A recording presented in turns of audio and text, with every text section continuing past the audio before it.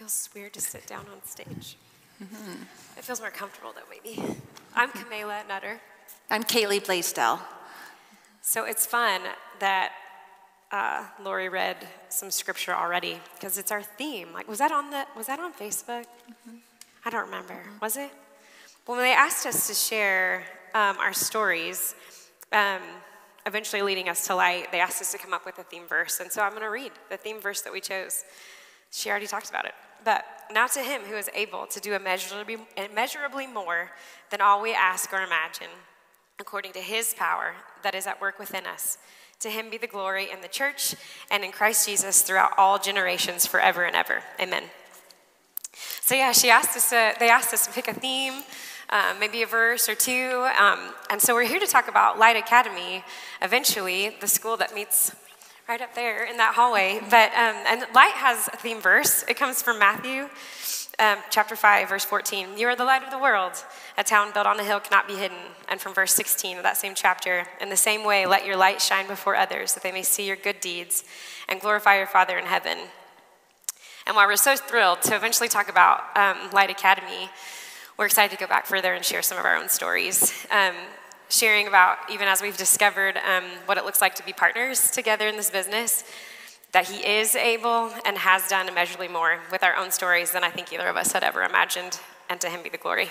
Mm-hmm. Kaely, let's go first. Yes, and it's so fun, as we were writing out our stories, it's been really fun to see how God has worked in all of it, and how he even brought Camala and I, who are very different personalities, but we just work so well together. And I think that's how God works. He doesn't want us to all be the exact same. He wants us to have different stories. He wants to bring us together. So I love it was fun to do this, to write our stories out together. So I was born and raised in Wichita, so I've been here my whole life. I was born to a Christian family. My parents were first-generation believers. They were brand new, so they kind of just did whatever they were told. They would listen and be like, oh, we're not supposed to do that? Okay, then that's the rule. Oh, we are supposed to do that? Okay, then that's the rule. So they were kind of like learning how to be Christians, how to walk with Christ. My parents did a great job. That's just, I naturally grew up kind of a fear-based faith. You pray the magic prayer when you're 5 so that you don't go to hell. And then I did that, and then I got baptized when I was 7, so I checked that box as well. But my whole faith was very much knowledge-based. I did Awana, I did memorize verses, I knew all the right things, I knew all the Bible stories, and so it was all head knowledge. It was very externally based, there wasn't much heart going on. So my personality as a child, I was very much like a wild child, very adventurous. I love taking risks. The bigger the risk, the more excited I am about it. Very opposite of my friend. So yeah, so going with that, I kind of learned, I was kind of taught, appearances matter. So whatever's on the outside is all that matters. And that was kind of how it was taught in my family, is you have to do these certain things on the outside, kind of who cares what's going on in this. That was never said, but that's how I grew up, is just knowing that. So as long as I did the right things externally and went to youth group every week, am I doing okay? My earrings were messing it up earlier, so I took them out. As long as I went to youth group every week and showed up at church, it didn't matter what I had done the night before, because I was there. So this kind of led to I wanted to be everything. When I grew up, I wanted to be everything. I wanted to be a vet and then an astronaut. I wanted to be a stunt double and a movie director. I wanted to do, everything. So the one dream that stayed consistent my entire life was I wanted to be a mom. That was always my dream. I loved babies. Even when I was still a baby, when I was 2, I would just want to hold babies. I still want to hold babies all the time. I'm just drawn to newborns, love babies. Knew I wanted to be a mom. That's the only dream that stayed consistent my whole life, to the point to where I went to college, but in my advisor's office, I was like, actually, I don't want to be a PE teacher. And they were like, well, then go away. And I was like, okay, so actually I want to do nursing. And then I was working in a school. And so that was kind of the story of how I did everything in life. I coasted through. I learned that when I went to high school, I went to a private school until then, and so I think I could get good grades easily, so I learned that I didn't have to study or do anything. I could just coast by with B's. I was happy with that. Very much a glide through life type of person. And God just had more in plan for that. My senior year especially was when I just lived for fun. Everything that was fun. If you said it was fun, I was in. Whether it was dangerous, whether it was breaking a rule, whether it was, no matter, fill in the blank. That was my whole life, especially in high school when I had a little bit more freedom and I had more opportunities. So especially my senior year was a time where it was a very dangerous situation, but lots of parties, lots of sneaking out so that I wasn't hurting my parents. But I would show up at church the next morning and no one had to know what was going on. So I never stayed in any relationship like with guys long. It was if it got to where either I thought things were going wrong or it was getting serious, I just broke up with them before they could break up with me. It was just this constant running from emotional pain. I was never going to be hurting and I didn't want to ever be hurt. And so I realized that as an adult. In the moment, I didn't know I was doing that. In the moment, it was just how I operated. Again, never really had a true relationship with Christ. It was all just a external thing. So when I was 17, I had a wake-up call, just kind of a scary moment. I realized I really don't want to live the way I was living and keep operating the way that I was.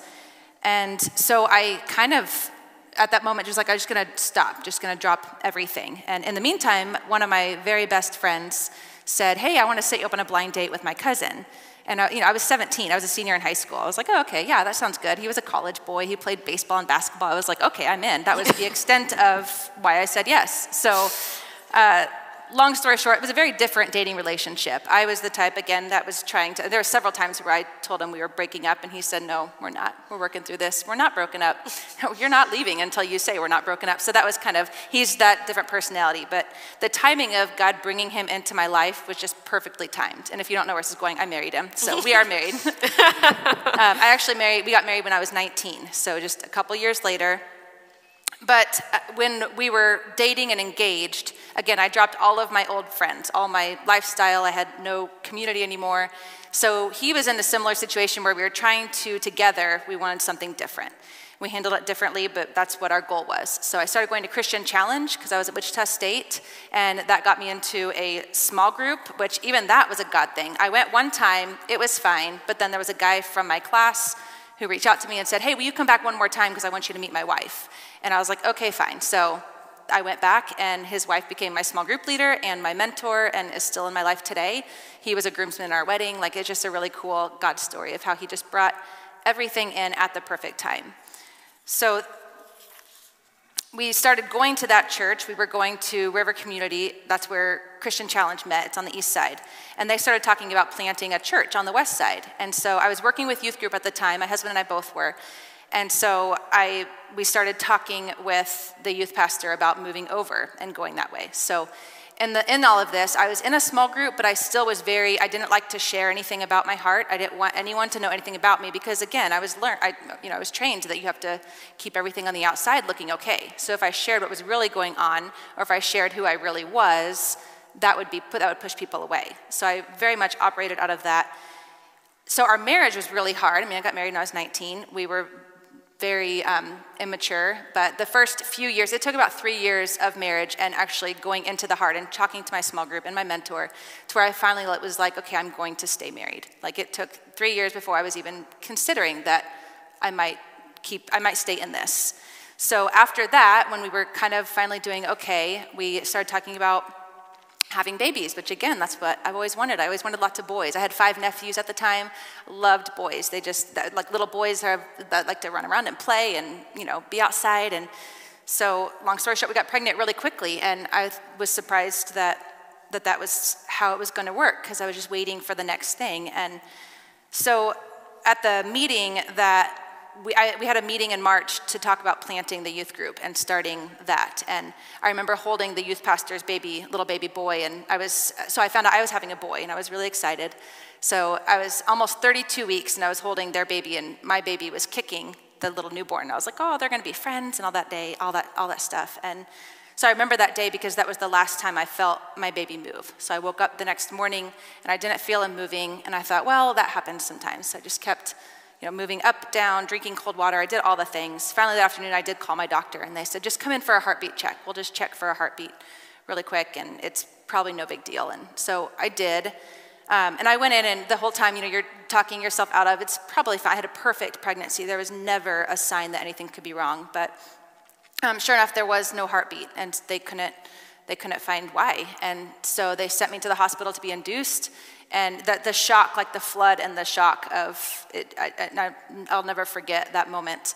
But in that, I also, the whole time I was in labor, I knew that God could do great things. And I was like, I have really strong faith in you, God. I know that you can bring him back to life. And that's going to be our story. It's going to be this, they kept checking to make sure there was no heartbeat. My OB came in, there was no heartbeat. And I said, no, he can, this is how God can work. He's going to come out.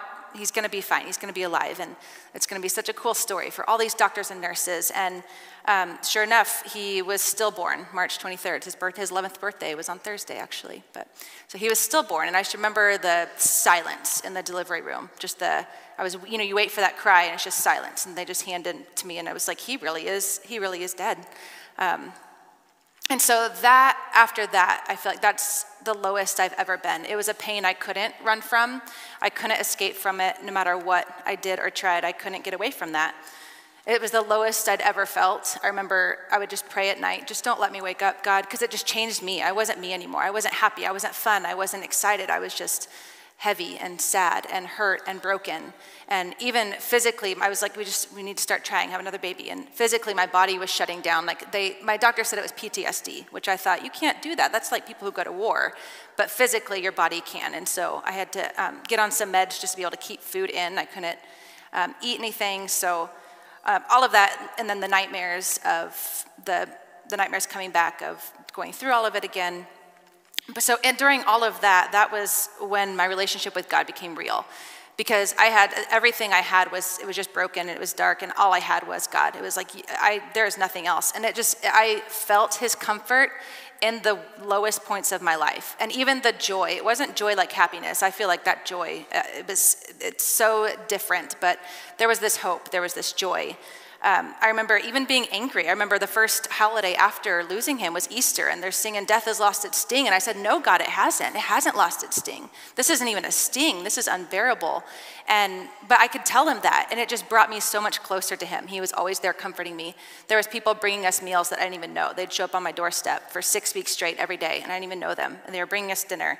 So God spoke to me through community, but also just in those quiet times of me just either laying in my bed or wherever I was. That was when my relationship became real. I really feel like it was something that I will always wish that away. It's something that it's not like, oh, I'm so glad that happened. I will always probably wish it away, but it's also become a part of who I am, and I'm thankful for the relationship with Christ that I have because of it.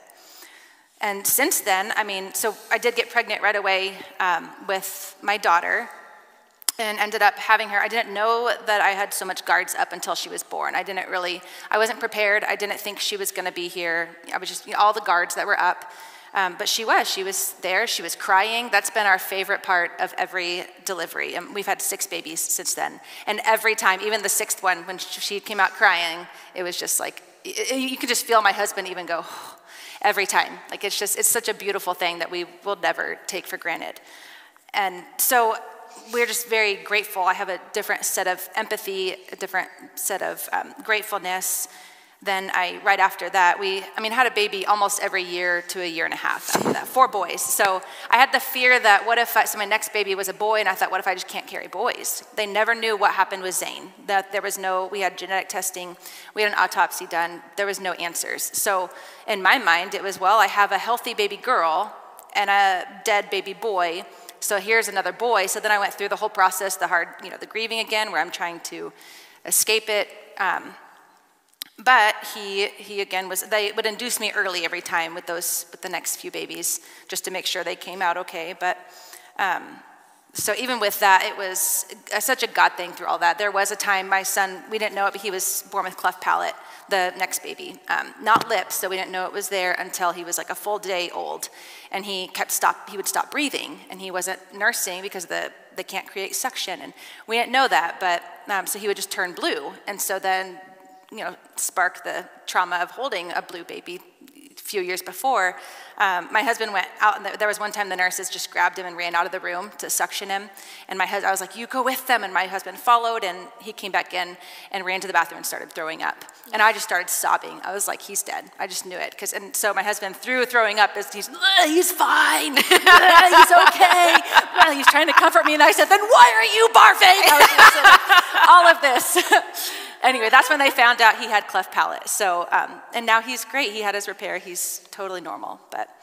So then, fast forward a little bit, 5 years, I have a 5-year-old and 4 boys. And then it's time for my oldest to go to kindergarten, and I just wasn't wanting to send her all day. We did a part-time preschool, and I loved the part-time schedule. I loved her going in the mornings and having my afternoons with her.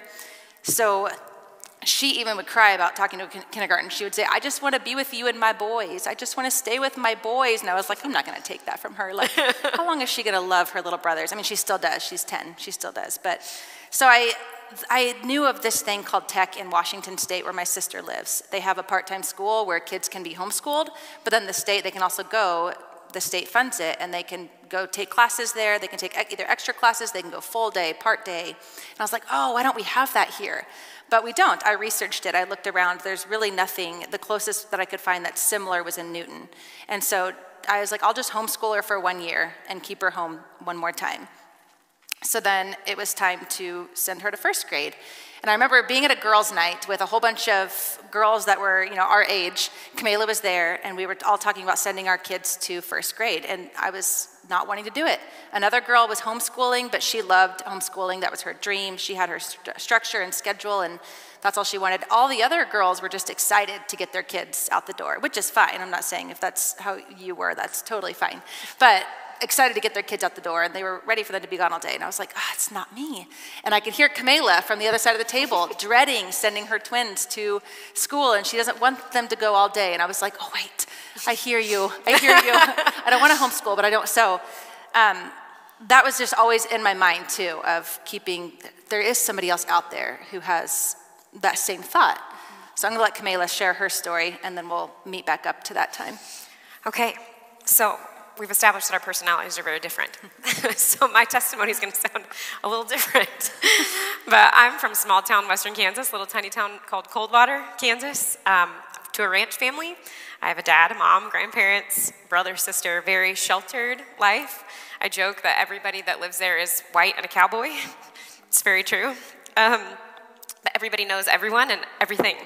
I graduated with a class of 24, and 4 were foreign exchange students. So I had relatively little trauma growing up, which I'm so grateful for.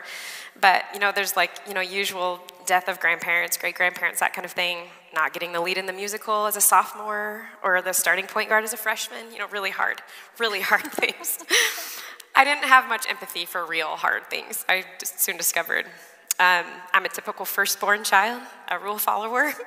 My core motivation is to be good, not to have fun, to be good and to be seen as good by others. I learned later that this thought pattern trickled into my theology. A rewards-based theology is what I grew up with, and whether that's nature or nurture, I'm not sure. It's probably a mixture of both, but it's just my reality. I don't remember not having a relationship with Jesus from the time I have memories. I grew up in church. My family, my parents both believed. It was a part of our lives, our daily lives. I remember praying that magic prayer when you're 6 with my dad. But yeah, I don't remember a time not knowing Jesus. But without fully understanding the depth until later, like I said, my theology was mostly works-based. If you're good, you deserve good things to happen, and good things will happen to you. So my immediate response to anything negative or hard is much like Job's friends or Pharisees, like, who sinned? Who did something wrong? Because this shouldn't be this way. Or what did I do? Like, what did I do to deserve this? My continued success happened through junior college. I got into the show choir that I wanted to be in. I got into hygiene school that I wanted to be in. I got the cute guy finally when he figured out that I was the right one. Got a job, got married, got a house, all the things. My perfect plan was working out, just like I had planned. We were married for about 3 years before we started trying having babies. And we struggled with infertility, month after month, fail.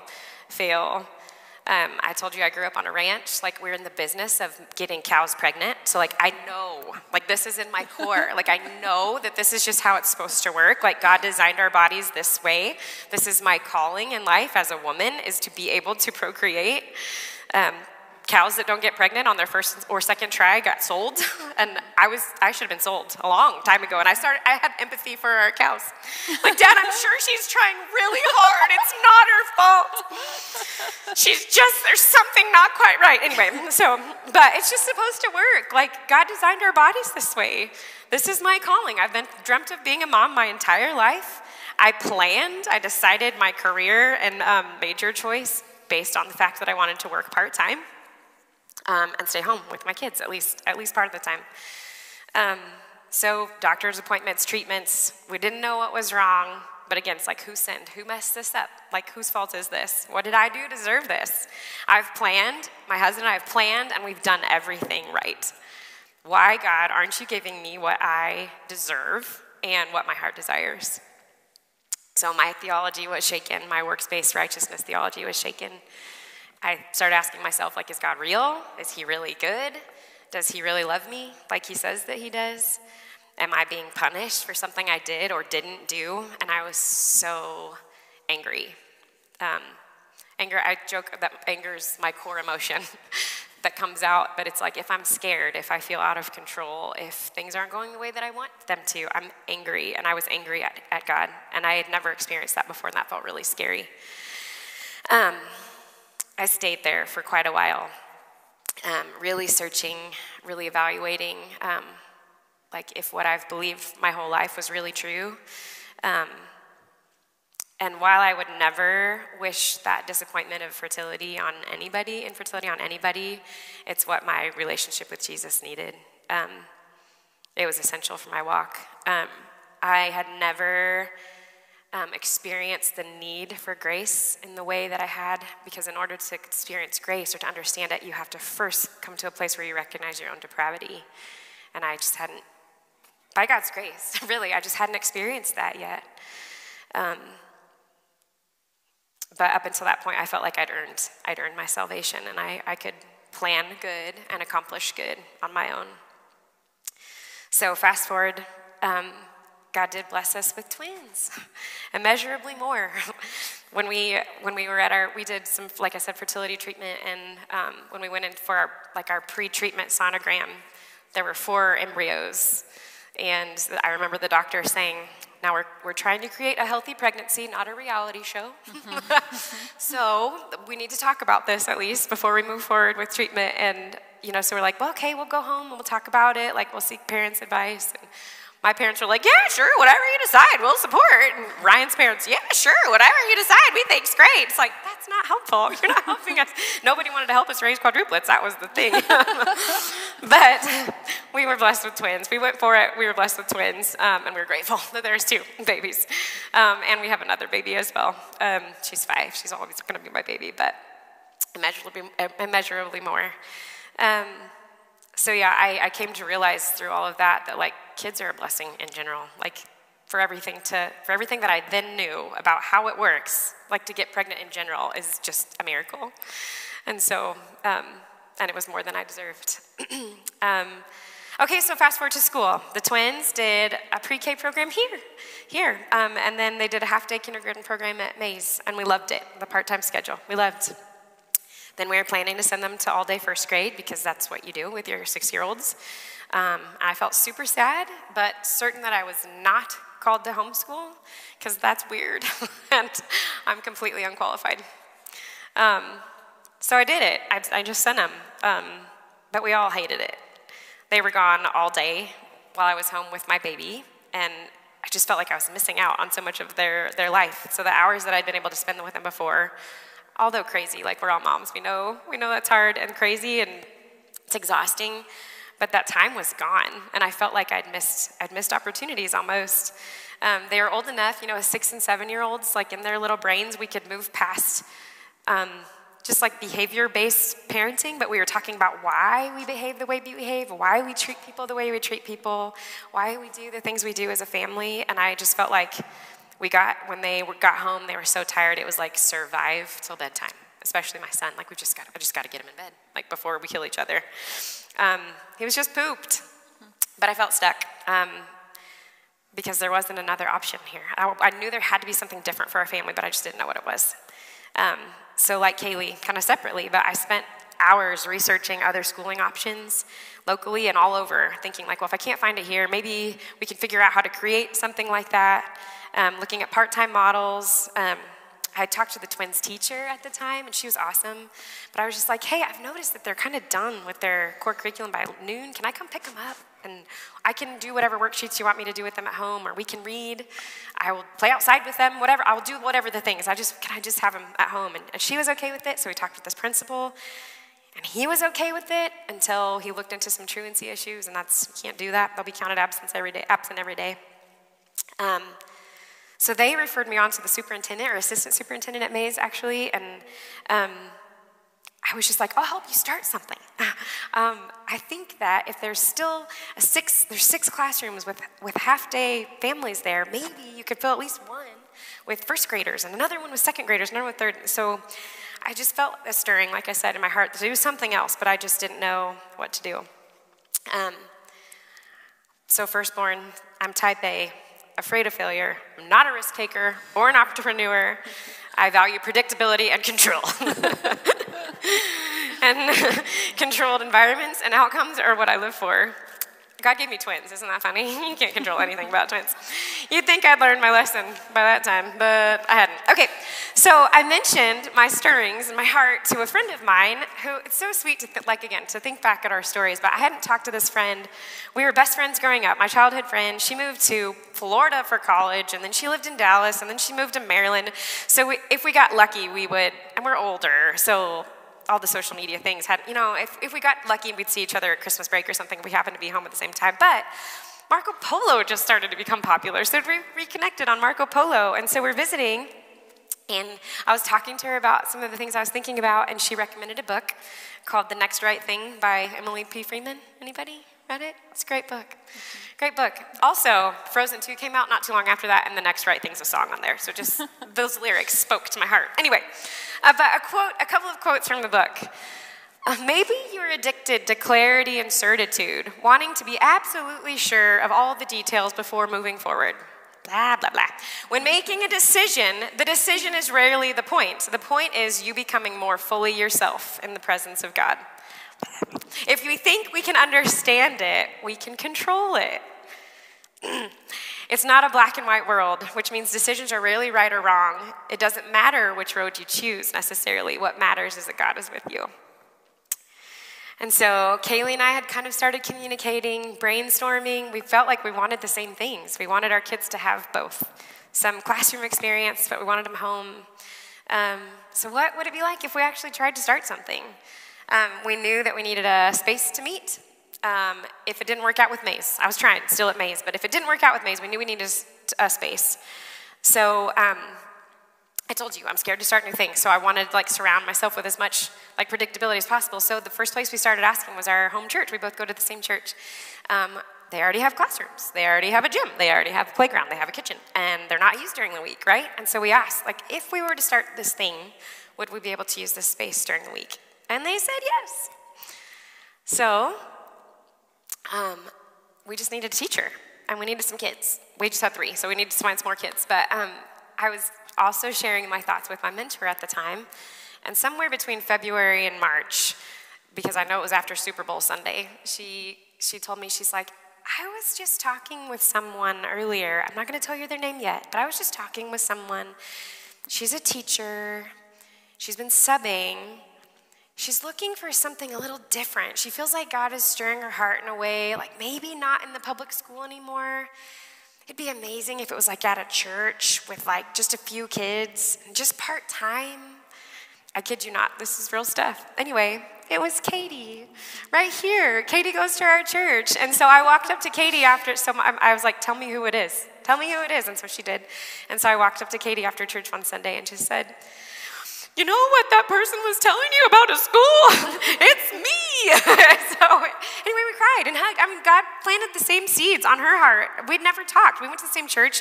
Her kids are older than mine. We didn't run in the same circles. We weren't in the same small group, but God put the same story on Katie's heart, and it's just my favorite. So while I was talking to the superintendent still, she had told me she'd take the information to the next principal's meeting. Like, this is some questions that people are asking, because she'd also been talking to Kaely. I'm going to take this to the next elementary principal's meeting. I'll get back with you. And then spring break 2020 happened. Dun, dun, dun. We all know what happened. So the district had zero time or space to come up with another new idea, because they were scrambling, trying to figure out what to do with COVID. We all were. And everyone hated COVID, right? Me too. But that was like the model that I wanted. I wanted a teacher in charge telling me what schooling to do at home, but we got to do it the time of day that we wanted to do it, with art projects and scripture incorporated with our nature lesson and nature walks during the day. So my small group blamed me for COVID. Sorry. Anyway, okay, back to you. So I was pregnant with my 6th at that time when this was happening, and I was still working for our youth group. I was our youth pastor's assistant for 8 years, and I had and in that, even doing that job has been a God thing, because everything that I did for the youth group, I am now using those things, the tools that I learned for Light. And so even that, it was just I already knew how to do the budgeting, or some of our paperwork that we've needed for working with kids, or forms. So that was just a God thing. But I told the youth pastor that January that I was going to be quitting youth group. So Camala, I remember her saying, let's just start our own. And I was like, oh, okay, yeah, we can start our own. And I would say yes. But then we were both, I think, really serious about it. And we wanted it to be something for 2nd grade. All of our kids' oldest was going to be that year, so we kind of had this timeline. So I said, well, we can use the curriculum that I already bought. It's a homeschool curriculum. We can use the stuff I already bought for next year for 2nd grade. So we have the kids. I had one other homeschool mom that was interested and wanted to join us, so we have 4 kids. So yeah, we had 4 kids. We wanted 10 because 10 would cover our costs for the building and for the teacher. So that was our goal. So we started in the fall of 2020, and we ended up having 10 students, and we actually had to turn one away. I mean, it was just because we didn't have the space for it. So that year, it was better than we ever imagined. Our kids loved it. I loved it. Everyone just seemed to love it. And so the families that were there kept talking about, like, well, what if we did more grades? What if you guys opened younger grades? What about my younger kids? So we, again, started brainstorming. So then that next year of 2021, we offered kindergarten through 3rd grade. We asked our church for a couple more rooms, hired a few more teachers, and then that year is when we became a nonprofit, so that we could start becoming an official company where we'd have our own bank account instead of people writing checks and me trying to navigate all that. So, but back to the finding teachers, even that's a cool story. Yeah, one of the teachers that we hired in our 2nd year, she was teaching Sunday school in the classroom that we met in, and my parents were in town that weekend, and so I was showing them where the twins went to school. And she was standing there kind of cleaning up, and she's like, oh, is this where Light is meeting? And I said, yeah. And I was like, you want a job? She's 60, she was 67 at the time. But like the most incredible teacher. She came up with her own curriculum for VBS a couple of years prior. And she was just a captivating teacher. Anyway, and so I was like, yeah, you want a job? And she said, well, maybe. And I said, okay, let's talk. And she said, well, this retiring stuff's just kind of boring. And I just feel like I still am gifted and have something to share. So I don't know, anyway, we hired her. And everybody loves her, maybe the favorite for Brylan. She's retiring for real next year. But anyway, it's just amazing how those stories just keep coming. Like, well, have you ever thought about this? Well, maybe. Can I pray about it? That kind of thing. So go ahead. Yeah. And so we're quickly outgrowing our space, because even that year it was, well, can we offer a pre-K? Can we offer a 4th? This kept wanting to grow, and we did too. And we were outgrowing our space. So in the meantime, I a friend reached out, Nicole Varner. I had met her at Mom's Connection, and she just was interested in possibly homeschooling, kind of like on the fence about, I kind of want to pull my kids, just tell me more. And so we met for coffee, and we were talking about homeschooling. I think I showed curriculum and talked about light, and she was kind of interested. And then I said, well, we're actually outgrowing our space, so we're going to be looking. Right now, here's where we meet, but we might not be there much longer, so we're looking for other space. And she goes, oh, have you checked with my church? And I said, no. And she goes, I don't know what they're doing, but they have this children's wing. They're building this new area. You could just email and ask. Like, can't hurt to ask. So I think just that day or later that week, I emailed, and Justin Moore was the one that reached out and said, well, we actually just brought this onto to the board. Like, what are we going to do with this space? And so again, the timing of God he just brought this space to us. And it's one meeting after the other. It just went so well. It was just, and every time we leave a meeting with Justin and Pastor Bob, we just leave. We both are just so refreshed. And it's just, you can just see God working in everything here. So, yeah. So we met with Pastor Justin, and then he scheduled a meeting with he and Pastor Bob together. And Pastor Bob was sure to tell us that he was an actual teacher in an actual school for a long time, and that Trinity started here, But he's the sweetest. He asked us to share about our ideas. One of my favorite parts of the story is Katie knew that we were meeting with Pastor Bob that day, and we were talking back and forth on Voxer, and Katie prayed for us on Voxer. And again, you just said this verse here too, but she said, for such a time as this. Like, we're not sure what's going to happen, but we know that you've called us for such a time as this. And so we're talking with Pastor Bob, and he was talking about how the board had just kind of talked about reopening the idea of like starting a school here. And he said, who am I to decide what kind of school it should be? I'm not going to step in the way of what God's doing, and this seems like a real ministry for our community. And both of us our hearts just soared. And he closed our time in prayer, and he prayed the exact scripture Katie prayed over us. Yeah, we were praying, and he said it, and I went, like during the prayer. I was like, what? You prayed it tonight. You prayed it tonight, yeah. Like, we don't know that. Like, he didn't know. Like, we didn't say, oh, by the way, we prayed this prayer, so would you please, like, he didn't know. But God did. So, yeah, he prayed the exact same scripture that Katie prayed over the Voxer. Yeah. So after that meeting, and then we presented to the board, we were able to sign a contract with Central to start. I think we signed it in August, and our school started in September, beginning of September. So this year we have pre-K through 8th grade, and we have 95 students. And next year we plan to expand and have a Monday, Wednesday program, because our kids only go to school 2 mornings a week. So we send them to school 2 mornings a week to be taught core subjects by their teachers, and then we have them home and are homeschooling the rest of the time. So the thing I just want to say about the church is when we first were up here, they were making logos for us for the light and putting them on the wall, and they've just been so gracious. Pastor Bob, one of my favorite things, he always says, no, I want your biggest ask. Keep asking. I'd rather just tell you no than to not tell you to dream big. So just keep dreaming big, keep asking. And so they've just been so wonderful. Everything we, well, can we ask this? How big are you asking? And Justin's like, yeah, that's no problem at all. Let's go walk up in the space and see what we can do with that. And yeah, like, it's just been such a God thing, so encouraging and wonderful. So we even, as it grew, I mean, we still are trying to homeschool and kind of run a business. I'm learning business as we're running a business. I'm Googling a lot of things because I don't always know what I'm doing, so I have extra help. But we were able to hired a principal that's going to start this year. And even that was a God thing. I used to work at Park Elementary, and she was my principal there, and I loved her. She's a wonderful believer. She's still a principal right now. But I just texted her this summer and said, hey, you're getting ready to have your second grandbaby. Do you want a part-time job? Like, do you want to retire? And she goes, actually, can I pray about it? And I was like, yes. Yes, so you may. But even that, it was just, we said, we need a principal. This is too much. We were getting very much, what do you say, drinking out of a fire hydrant? Yeah. Always like, this is way too much. But God provided, and she's already starting working for us. She's already doing interviews with us and stuff. So just so cool to see how God just keeps providing. Yeah, every year we just feel like it's a testament to God's provision. We get asked a lot, so what are you going to do next year? And I say, I don't know. I don't know. Every year feels like a pilot year, which, again, is super great for my personality. I love it. I do. Yeah, she loves it.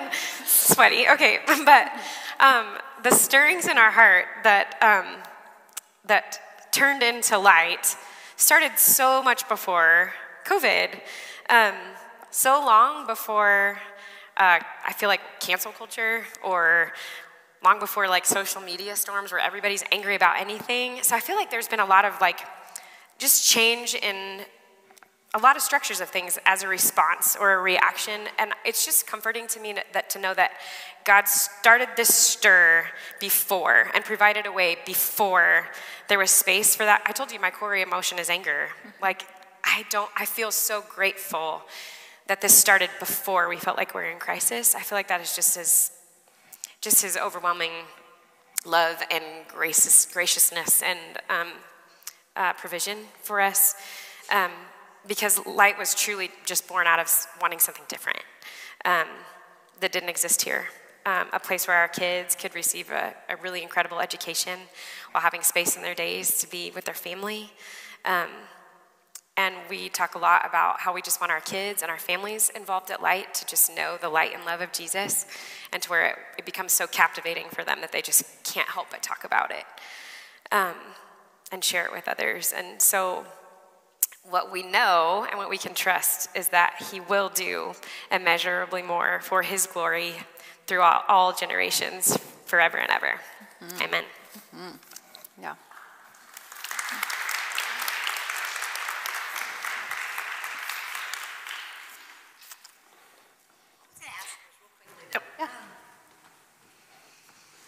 You guys have the same Christian Christian Challenge leader.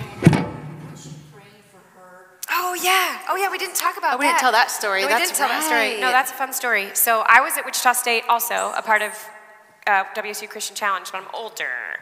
So I was at Wichita State from 04 to 06, and I moved to Manhattan and waited for that really cute guy to propose that we talked about.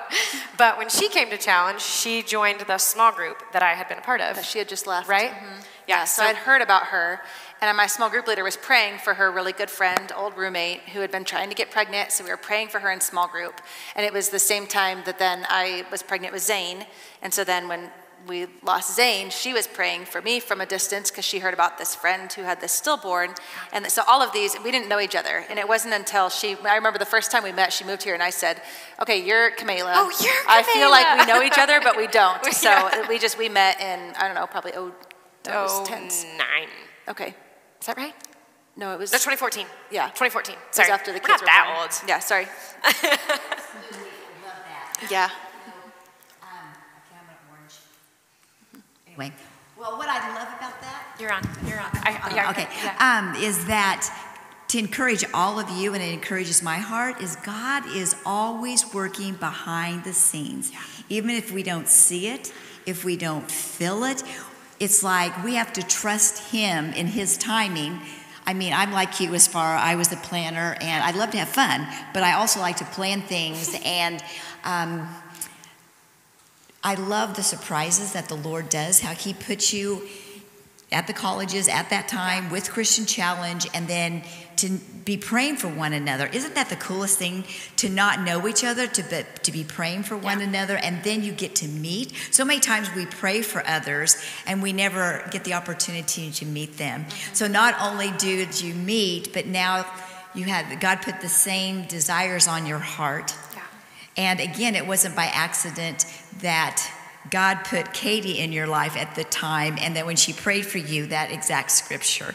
And I had no idea of that, and Pastor Bob had no idea of that, but that is the power, and what I was even sharing with you before, how personal our Lord is, that he is love, and he loves us so much and so personally, that he would take of all the verses in the Bible, he would lay it upon your heart to pray it, for Pastor Bob to pray it, and then it was part of mine tonight. Of course, it wasn't planned. It was planned by God, not by any person. Yeah. And so what I see happening, because you're like this, Camala and Kaely both, and you would love to know what the next steps are, so you could plan it and just mark it off your list, because that would be the way we would want it. But instead, I love how when you're surrendered, as with all of us, what is it that you need to surrender? Be thinking about that right now as they shared.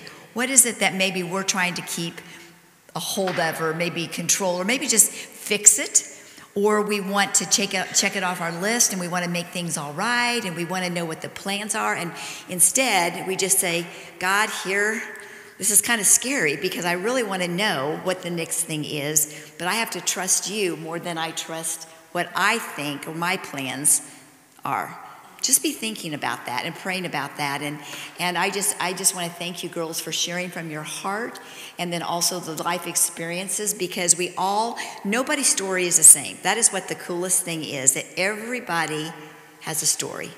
Your story is nothing like anybody else's, but that God loves you and he wants to work in and through you and your situation, your life. And he wants to do it for his glory and his purposes, but he wants to bless you. And he wants to bring other people alongside. I love how friends he brings. And okay, so many of you know and many of you don't know, Nicole Varner, who you met with, that is actually our daughter. And again, way back when I first met Kaely, actually I met her probably 7 or 8 years ago. We had a youth pastor here, one of our first youth pastors when Pastor Bob and I came. They were next door neighbors to Kaely.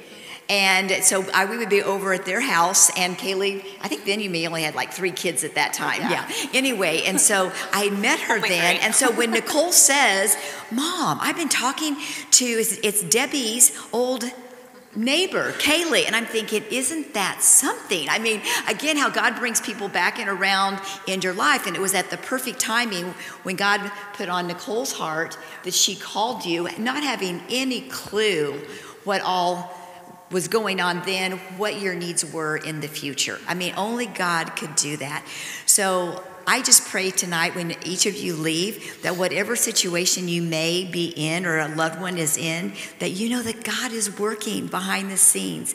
He loves you so much. He has bigger plans than you could ever ask or imagine. And he wants to love you personally. And I believe it's not by accident that each of us are here tonight.